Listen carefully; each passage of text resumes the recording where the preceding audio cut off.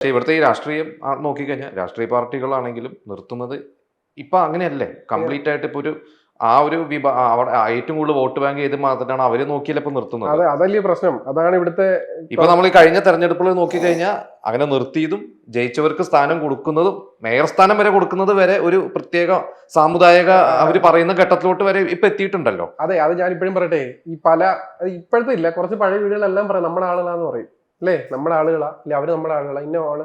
അത് നോക്കി കൊടുക്കുന്നത് ആ വേർതിരിവ് ഈ വോട്ടിൽ മാത്രമല്ലേ ഉള്ളൂ. അവിടെ നിലനിർത്തിക്കൊണ്ട് തന്നെ പോവാന്നാണ് ഞാൻ പറയുന്നത്.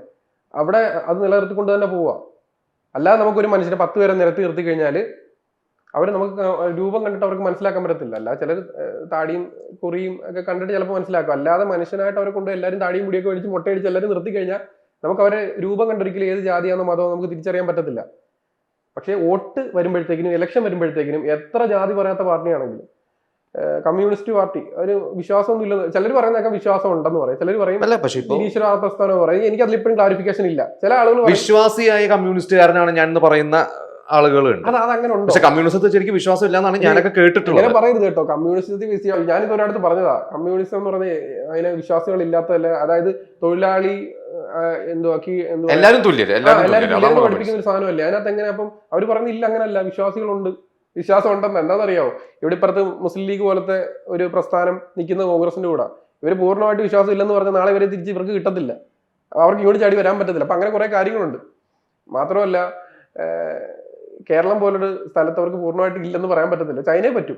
ചൈനയിൽ അവർ പറയാം ഞങ്ങൾക്ക് വിശ്വാസമോ കാര്യങ്ങളോ ഒന്നുമില്ല. അതാണ് അവിടെ തന്നെ പ്രശ്നങ്ങളാണല്ലോ, അവിടെ തന്നെ കോൺഫ്ലിക്റ്റ്.